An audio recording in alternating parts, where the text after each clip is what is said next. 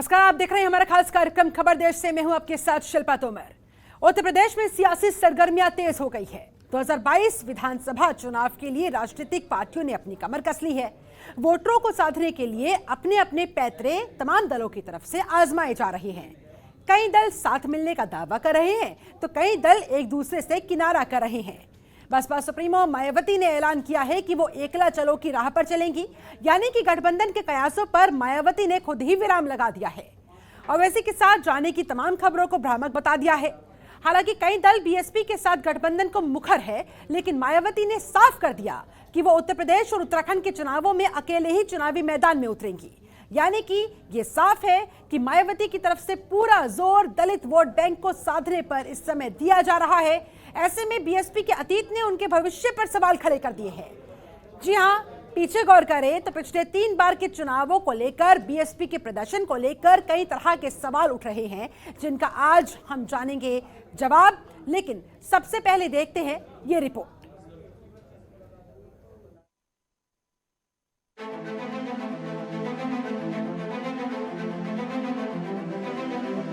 UP में अगले साल होने वाले विधानसभा चुनाव को लेकर सियासी समीकरण साधे जा रहे हैं। राजनीति का तगाजा कहिए या सत्ता की बागडोर थामने की बेचैनी। इस बार दलों के मिलने की बात तो कही जा रही है, लेकिन दलों के बीच दिल नहीं मिल रहे। अब बीएसपी सुप्रीमो मायावती को ही ले लीजिए, जिन्होंने एकला चलो की राह ढूंढ ली है। 2022 में यूपी और उत्तराखंड में होने वाले विधानसभा चुनाव में बीएसपी अकेले चुनाव लड़ेगी।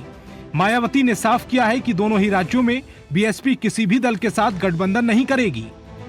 इसलिए बीएसपी ने इस समय प्रदेश में हो रहे जिला पंचायत अध्यक्ष के चुनाव को नहीं लड़ने का फैसला लिया है और पार्टी के लोगों को ये निर्देशित किया है कि वे इस दौरान इस चुनाव में अपना समय व एनर्जी आदि लगाने की बजाय बल्कि अपना पूरा समय व ताकत अपनी पार्टी के संगठन को मजबूत बनाने तथा सर्व समाज में पार्टी के जनाधार को बढ़ाने के कार्यों पर ही लगाएं, तो ये ज़्यादा बेहतर होगा, ताकि इस बार यहाँ उत्तर प्रदेश में होने वाले आगामी विधानसभा चुनाव में बीएसपी की अकेले यहाँ अपने बलबूते पर सरकार बन सके। हाल ही में ऐसी खबरें थीं कि यूपी में बीएसपी ओवैसी की पार्टी एआईएमआईएम के साथ मिलकर चुनाव लड़ेगी।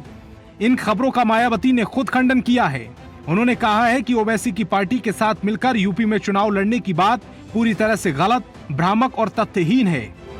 यूपी में मायावती की एकला चलो की राह से क्या स्थिति बन रही है, ग्राफिक्स के जरिए समझाते हैं आपको। इसे समझिए तो एकला चलो की राह पर मायावती को सत्ता तक पहुंचने में दलित वोट बैंक की अहम भूमिका रही है। पिछले 3 चुनावों में मायावती के वोट बैंक में बीजेपी ने सेंध मारी है। 2 लोकसभा 1 विधानसभा चुनाव में बीएसपी की करारी हार हुई है। गैर जाटव वोट बैंक पर मायावती की पकड़ कमजोर हो चुकी है। 2019 के लोकसभा चुनाव में सपा से गठबंधन किया। 2007 में मायावती ने अकेले सरकार बनाई थी। इसमें दलित ब्राह्मण के साथ मुस्लिम वोटों का भी अहम योगदान रहा था। इसकी उम्मीद कम है कि बीएसपी के अकेले लड़ने से बीजेपी को फायदा होगा। मायावती का अपना वोट बैंक है। 2022 में सत्ता की सीढ़ी चढ़ने के लिए मायावती ने अपने वोट बैंक पर फोकस किया है और एकला चलो की राह थामी है। अब देखना होगा कि क्या एका चलो की राह मायावती के लिए आसान होगी या पिछले चुनावों की तरह उनके वोट बैंक में सेंधमारी हो जाएगी। ब्यूरो रिपोर्ट, जनतंत्र टीवी।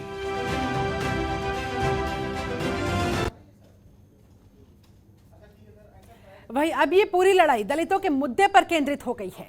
लखनऊ के लोक भवन में राष्ट्रपति रामनाथ कोविंद की तरफ से डॉक्टर भीमराव अंबेडकर सांस्कृतिक केंद्र का शिलान्यास किए जाने पर मायावती ने निशाना साधा। उन्होंने बकायदा ट्वीट करते हुए लिखा कि बाबा साहेब डॉक्टर भीमराव अंबेडकर व उनके करोड़ों शोषित पीड़ित अनुयायियों को सत्ता के लगभग पूरे समय उपेक्षा और उत्पीड़न करते रहने के बाद अब विधानसभा चुनाव 2022 के नजदीक यूपी बीजेपी सरकार द्वारा बाबा साहेब के नाम पर सांस्कृतिक केंद्र का शिलान्यास करना, यह सब नाटकबाजी नहीं तो और क्या है।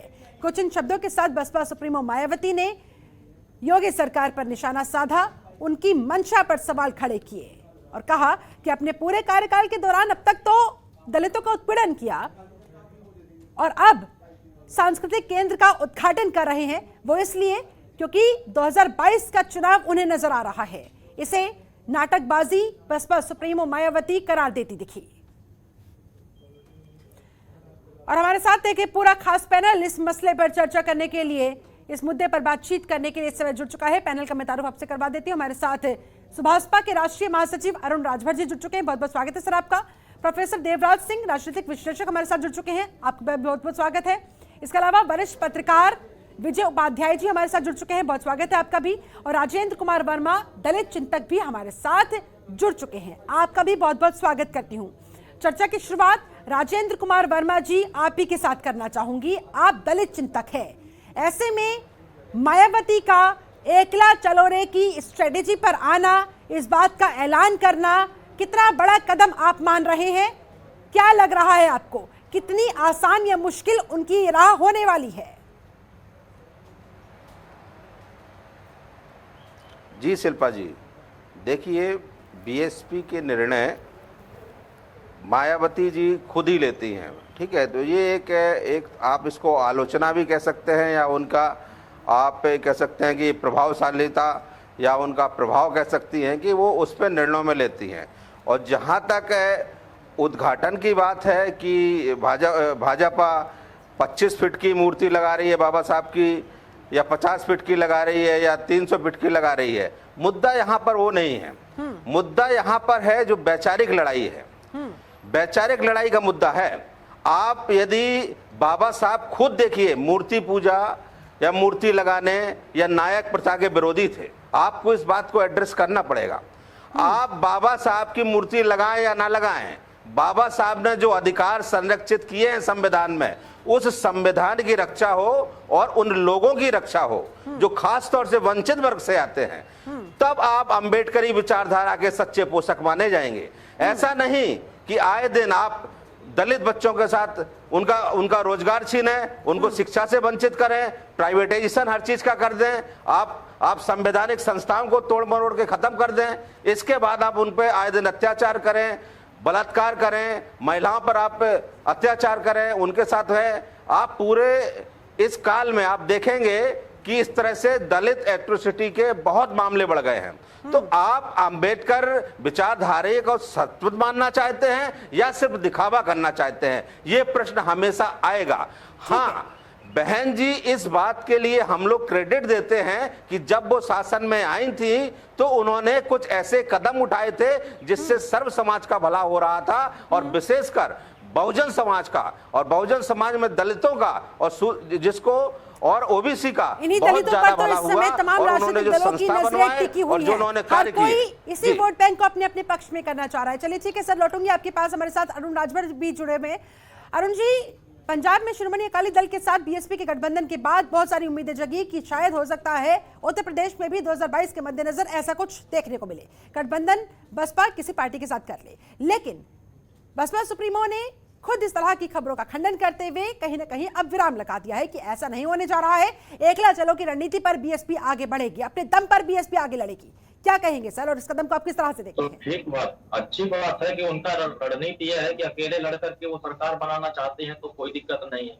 हम लोगों ने भागीदारी संकल्प मोर्चा बना करके भाजपा को रोकने की तैयारी कर रहे हैं। हमारे मोर्चे में 10 दल के लोग हैं, हमारे साथ कुशवाहा है, हमारे साथ प्रजापति है, हमारे साथ चौहान है, हमारे साथ बिंद है, हमारे साथ केवट है, हमारे साथ निषाद है, हमारे साथ अर्कवंशी है, हमारे साथ बारी है। हम पूरे उत्तर प्रदेश के जो अति पिछड़े वर्ग हैं, जो शोषित वर्ग हैं, उपेक्षित वर्ग हैं, हम उन सभी लोगों का गठजोड़ कर लिए और यही सपा और बसपा भाजपा कांग्रेस की सरकार बनाते हैं। तो जो सरकार बनाने वाले लोग थे, अब वो लोग उपेक्षित अपने आप को महसूस करते हुए उन्होंने ये तय किया है कि अब हमें भागीदारी चाहिए, अब हमें हिस्सेदारी चाहिए। अब पूरे उत्तर प्रदेश के 1700 थाने हैं, हमें उसमें न्याय चाहिए, हमें हिस्सेदारी चाहिए, हमें नौकरियों में हिस्सेदारी चाहिए, हमें शिक्षण संस्थानों में हिस्सेदारी चाहिए। तो बिना पावर में आए, बिना सत्ता में आए, बिना सरकार बनाए हमें कुछ नहीं मिल पाएगा। इसी सिलसिले में माननीय ओम प्रकाश राजभर जी ने भागीदारी संकल्प मोर्चा का गठन करके ओवैसी जी को अपने साथ रखा है। उसमें कुशवाहा जी, तमाम जो उपेक्षित वर्ग के लोग हैं, जो अलग अलग लड़ रहे हैं, जो अलग लड़ करके दूसरे पार्टियों को फायदा पहुंचा रहे हैं, हम उन सबको एकजुट कर रहे हैं। हमने तो आमंत्रित किया है कि जो भी भाजपा को हराना चाहता है, हमारे विकल्प खुले हुए हैं, हम लोग उसको हराने के लिए हम उनके साथ खड़े होना चाहते हैं। तो लेकिन क्या आप लोग उम्मीद करके बैठे थे कि अगर बीएसपी आप लोगों के साथ आ जाती है, आपके इस मोर्चे को ज्वाइन कर लेती है, तो आपकी मजबूती और ज्यादा हो जाएगी, जिससे देखिए झटका लगा होगा? राजनीति में अब मैं आपको बता दूं, बहन जी का जहां तक सवाल है, अभी पूर्व में बिहार में चुनाव हुआ है शिल्पा जी, और बिहार में बहन जी ने भारतीय समाज पार्टी, ओवैसी जी की पार्टी, कुशवाहा जी की पार्टी, वहां गठबंधन 6 दलों का हुआ था, जिसका नाम डेमोक्रेटिक सेक्युलर फ्रंट रखा गया था। हम लोगों ने 7.5% वोट भी हासिल किया है, और 46 विधानसभा सीटों पर बीजेपी को हमने परास्त किया था अकेले। हमारा मोर्चा तो 200 सीटों पर लड़ा था, धराशायी कर दिया। वहां बीजेपी की सरकार रोकने के लिए हम लोगों ने तैयारी किया था, लेकिन अब जेडीयू आरजेडी नहीं लड़ पाया चुनाव, कांग्रेस नहीं लड़ पाया, तो हम उसके दोषी थोड़ी ना है। सवाल इस बात का है कि बहन जी बिहार में हमारे साथ रही हैं, रिजल्ट उनको मिला है, 2 सीटें उनको मिला है, ओवैसी जी को 5 सीटें मिली है, और हम लोग। तो फिर उत्तर प्रदेश में क्या हुआ? उत्तर प्रदेश में आपके साथ वो क्यों नहीं आई, क्या लग रहा है आपको? देखिए, हमारा पार्टी भागीदारी संकल्प मोर्चा का विकल्प खुला हुआ है।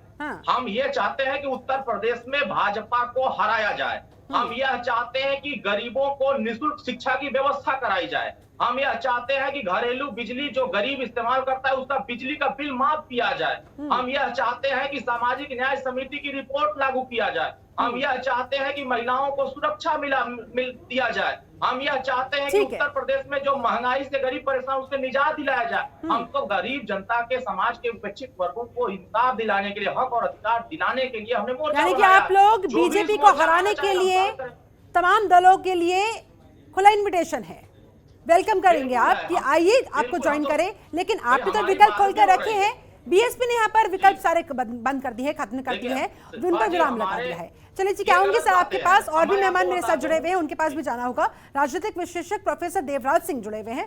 देवराज जी, आप इस पूरे प्रकरण को किस तरह से देखते हैं, मायावती की इस स्ट्रेटेजी को किस तरह से देखते हैं, और ये राह उनकी कितनी आसान या मुश्किल, उसी सवाल का जवाब मैं आपसे चाहूंगी। आपको क्या लग रहा है, आपका विश्लेषण क्या कहता है इस पर?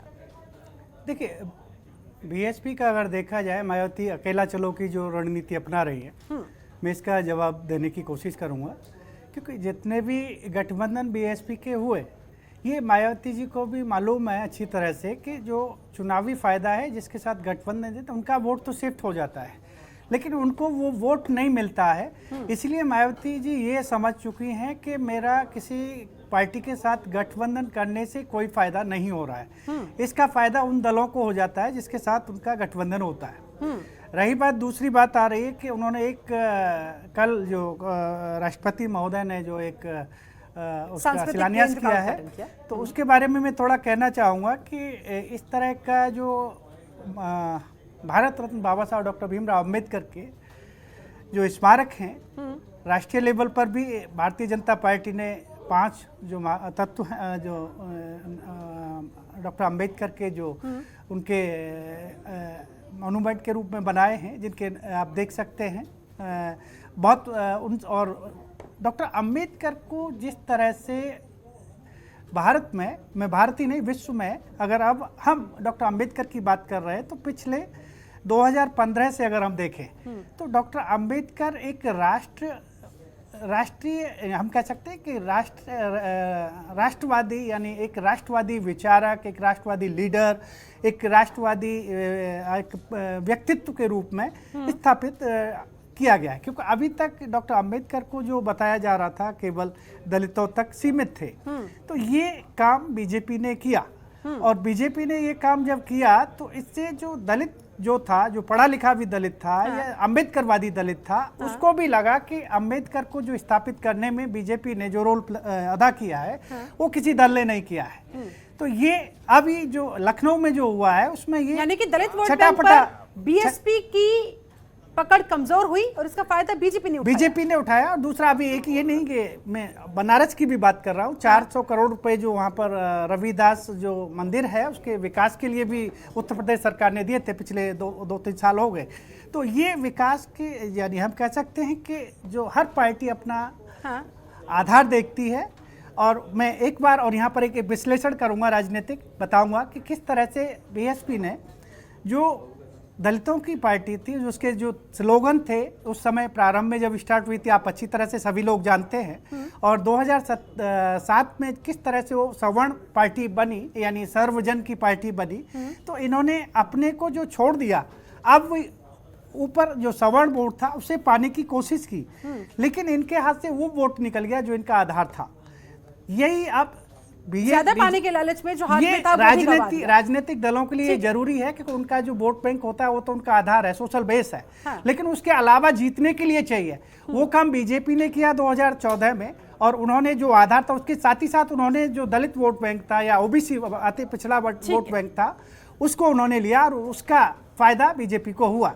क्योंकि जब तक मैं वापस से अपने सवाल पर आती हूँ सर, जो मैंने आपसे किया था, एकला चलो रे की रणनीति, ये राह मायावती के लिए कितनी मुश्किल होने जा रही है या कितनी आसान भरी होने जा रही है, इस पर आपका विश्लेषण क्या कहता है? देखिए, हाँ, इस समय मायावती जी का जो व्यक्तित्व है, हाँ। न तो उनका जनता में पकड़ है, न वो किसी भी सभा में जाती हैं उस तरह से, न पब्लिक उनके साथ मीटिंग होती है पब्लिक के साथ, जो जिस तरह से अन्य राजनीतिक दलों के जो नेता हैं उस फील्ड में काम कर रहे हैं। ठीक है। और जो दूसरी बात यह है कि और जो दलितों में जो स्थायित्व है, और जहां तक बीजेपी ने अपनी पकड़ बनाई है अति पिछड़ा और अति दलित में, तो वो वोट बैंक जो पहले जो एक कॉन्शियसनेस आई थी उन वोटों में, तो वो मुझे नहीं लग रहा कि इसमें अकेला चलो में कोई ज्यादा। बहुत सारी चुनौतियां इस समय बीएसपी के सामने, मायावती के सामने, और ये राह उनकी आसान नहीं होने जा रही है। चलिए ठीक है, लौटूंगी आपके पास। हमारे साथ वरिष्ठ पत्रकार विजय उपाध्याय जी भी जुड़े हुए हैं। विजय जी, एकला चलो रे की ये रणनीति है या बीएसपी की मजबूरी है, क्या कहेंगे सर? नहीं, देखिए, वो बीएसपी की मजबूरी है, क्योंकि बीएसपी में जो राजनीति करने का तरीका है वो बिल्कुल अलग किस्म का है। वहाँ चीजें अलग पैमाने पे तय होती हैं और पार्टी का काम करने का तरीका भी बिल्कुल भिन्न है। 2012 में जब बीएसपी चुनाव हारी है, उसके बाद से नदियों में बहुत पानी बह चुका है। अब बीएसपी के पास सिर्फ जाटव समुदाय के ही वोट बचे हैं, उसमें भी चंद्रशेखर आजाद ने आजाद पार्टी बना के सेंधमारी कर ली, हिस्सेदारी कर ली। लीडरशिप, बीएसपी का लीडरशिप इधर उधर भग गया। सब जो लोग मजबूत थे, जिनका कुछ असर था, वो सारे लोग जा चुके हैं, इन्होंने पार्टी से निकाला। आप देखिए कि 2017 में इनको कुल 19 सीटें मिलती हैं, और 2019 के लोकसभा चुनाव में जब ये समाजवादी पार्टी से गठबंधन करती है और सबसे चुनिंदा और अच्छी सीटें इन्होंने सेलेक्ट किया, तब भी सिर्फ 10 सीटें जीत पाए, और पूरा दोनों गठबंधन मिला के 15 सीटें। तो गठबंधन करके भी देख लिया इन्होंने और अलग लड़के भी देख लिया। तो मुझे ऐसा लगता है कि इनका जो वोट बैंक था वो तो ये राजभर जी लेके भागने की फिराक में जो बचा खुचा है। तो जब उनके लोग भाग जाएंगे, जैसे जिन जातियों का नाम राजभर जी भी ले रहे थे, अरुण राजभर जी, वो सारी जातियां कभी बीएसपी के साथ हुआ करती थी, और कांशीराम जी ने सबको राजनीतिक चेतना जगाई। अब जब सब हट गए तो बीएसपी में सिर्फ मायावती बच गई हैं। तो मायावती के अकेले बलबूते मुझे नहीं लगता कि कोई वो चमत्कार कर पाएंगी, उनकी सीटें 19 से 25 हो जाएंगी। ये भी, इसकी भी मुझे संभावना कमी दिखती है, क्योंकि जो यूथ है जिसे हम दलित कहते हैं, अनुसूचित जातियों में जो लोग शामिल हैं, उसमें भी फ्रेगमेंटेशन हो गया है, उसमें बंटवारा हो गया है। यानी कि अभी इस समय पूरा फोकस बीएसपी का सिर्फ दलित वोट बैंक पर ही हो गया है, ये मानकर चला जाए? नहीं, दलित वोट नहीं, दलित वोट में पूरा बुके आता है। उसमें दलित वोट में 50-60 जातियां हैं, लेकिन इनके पास तो सिर्फ सिंगल एक जाति बची हुई है। अच्छा। तो दलित वोट नहीं है, सिर्फ जाटा वोट है इनके पास। अब दलित वोट का कॉन्सेप्ट खत्म हो गया है उत्तर प्रदेश में, और पिछड़ी जातियों के वोट का भी कॉन्सेप्ट खत्म हो गया है कि पिछड़ा वोट बैंक नहीं है। अब तो ये सामाजिक न्याय पार्ट 2 चल रहा है, इसमें सब जातियां अपनी अपनी महत्वाकांक्षा में लगी हुई। चलिए ठीक है, अरुण जी आपके पास आऊंगी, समय की कमी है, आपसे फाइनल कमेंट चाहूंगी। मायावती ने अपने पत्ते खोल दिए हैं, विकल्प आपके लिए, सबके लिए बंद कर दिए हैं, कह दिया है कि भैया वो अपने दम पर आगामी चुनाव के लिए तैयार है। फाइनल कमेंट आपका। 403 विधानसभा सीटों पर अगर 2017 में हमने भारतीय जनता पार्टी की सरकार बनाया, तो 2022 में भारतीय जनता पार्टी को खत्म करना भी भागीदारी संकल्प मोर्चा का जिम्मेदारी बन गया है, और उनको खत्म करने की रणनीति हम बना रहे हैं। और ये बातें हैं कि हम भाजपा की रणनीति, अपनी रणनीति अभी हम बता देंगे तो भाजपा हमारे टीम को सेलेक्ट करना शुरू कर देगी, और हम अपनी रणनीति हम आपको जल्द ही बताएंगे। मतलब 1 महीने के अंदर आपको सारी रणनीति दिख जाएगी कि हम भाजपा को कैसे रोक रहे हैं और भाजपा कैसे उत्तर प्रदेश से जा रही है। और उत्तर प्रदेश की जनता भी यह स्वीकार कर लेगी कि ओम प्रकाश राजभर जी के नेतृत्व में 2022 की सरकार बनने जा रही है, और हमारी सरकार 5 साल की बनेगी और 5 साल में 5 जाति का मुख्यमंत्री और हर साल 4 डिप्टी सीएम। ठीक है, 20 जाति, जो जातियां अब तक राजनीति में चलिए सर, हिस्सेदारी ये नहीं पाई है, आने वाला ऐसे वक्त ही लोगों को बताएगा। हिस्सेदारी देने के लिए तैयारी ठीक है, इसके बनाकर लिए करना काम होगा करें, जनता इंतजार। भी प्रोफेसर चुनाव को देवराज, आगे आपका फाइनल कमेंट चाहूंगी। 19 सीटें 2017 में बीएसपी को मिली थी, अब आगे जिस रणनीति के साथ बीएसपी आगे बढ़ रही है, क्या लगता है कितनी उम्मीद है, कहां तक पहुंच पाएगी? फाइनल कमेंट से जल्दी से। देखिए, बीजेपी यहाँ पर सोशल इंजीनियरिंग का जो फॉर्मूला है उसको करने की कोशिश करेगी। 2007 में जो उन्होंने टिकट बांटा था, अकेली चुनाव लड़ी थी, तो वो उनका है। लेकिन जिस तरह से ये फ्रेगमेंटेशन दलित वोट बैंक में हो रहा है, ठीक है, जिस तरह चंद्रशेखर आजाद ने जो पार्टी बनाई थोड़ा इसमें, और जो सीनियर जो लीडर थे इनके साथ बीएसपी के साथ, वो सभी निकाल दिए गए हैं या वो निकल गए हैं। ठीक है, तो उनका भरपाई कैसे ये सोशल इंजीनियरिंग कर पाएगी? मुझे लग रहा है कि मायावती जी यहाँ पर सोशल इंजीनियरिंग का जो फॉर्मूला है उसको बना के ये अकेला लड़ने की रणनीति बना रही होंगी। हाँ। और उसमें उनको, क्योंकि उनका जो 2007 का जो रिजल्ट था, उसका जो परिणाम था, उसे देखकर उन्हें लग रहा है कि मैं इसी तरह से अपनी स्ट्रेटजी बदलूं और उस तरह से फिर कोई फिर उस करिश्मा पर हो। काम करो, कोई करिश्मा जी, हो जाए। तो ठीक इस है, तरह राजेंद्र का- कुमार वर्मा जी, आपका फाइनल कमेंट। दलित चिंतक है आप, रणनीतियां तो तमाम बन रही है, दलितों को फायदा होगा नहीं होगा, उनकी स्थिति में सुधार आएगा नहीं आएगा, क्या लगता जी। है? Final comment sir. दलित की स्थितियों में क्या सुधार आया है, ये तो बहुत बड़ा प्रश्न है, इसको 1 मिनट में जवाब नहीं दिया जा सकता। और कितना आया, मैं यहाँ पर एक कहना चाहता हूँ कि एक अभी हमारे महोदय ने एक कमेंट किया कि डॉक्टर अंबेडकर को बीजेपी ने स्थापित किया। क्या हास्यास्पद है, या बीजेपी ने डॉक्टर अंबेडकर का सहारा लेके खुद को स्थापित किया? इस दोनों कथनों को अंतर रखिए। डॉक्टर अंबेडकर को स्थापित करने वाली बीजेपी की अभी इतनी वो नहीं हुए। बीजेपी डॉक्टर अंबेडकर का सहारा लेके स्थापित हो सकती है। पहली बात वैचारिक रूप से स्पष्ट करिए, सुन लीजिए, ठीक है, सुन लीजिए जिनसे पहले। आपने सवाल किया, पहले जल्दी से प्रोफेसर वैचारिक देवराज रूप जवाब से देना चाह रहे हैं। बताइए, एक अपने सेकंड विचारों सर, को। एक सेकंड इस तथ्य पर जवाब देना चाह रहे हैं देवराज, दूसरी सुन लेते हैं सर, जल्दी से, समय की बीएसपी कमी यदि है। सरकार में पहले आती बाबा भी साहब को है कोई पूछ रहा था। तो केवल अपने कार्यों से ही आ सकती है।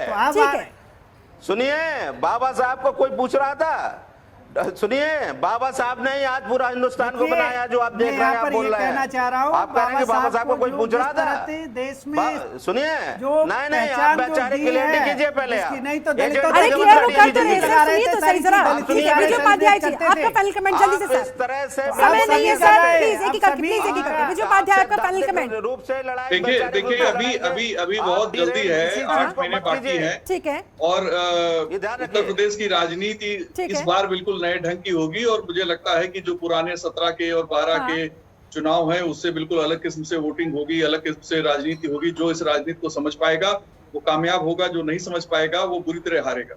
चलिए, बहुत बहुत शुक्रिया आप सभी मेहमानों का मेरे साथ इस खास चर्चा में जुड़ने के लिए, समय निकालने के लिए बहुत बहुत धन्यवाद।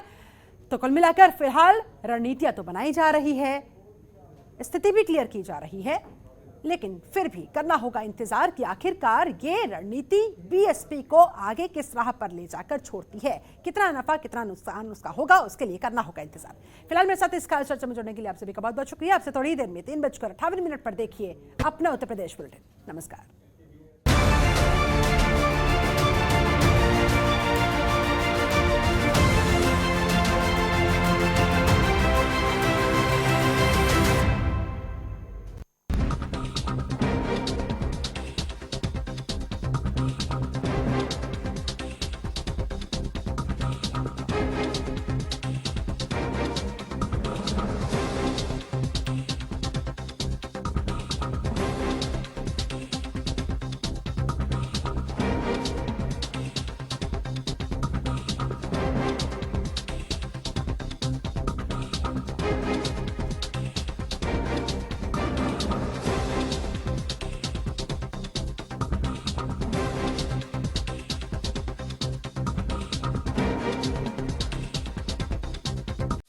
खबरों के निष्पक्ष विश्लेषण के लिए सब्सक्राइब करें Janatantra TV and press the bell icon. Never miss any update.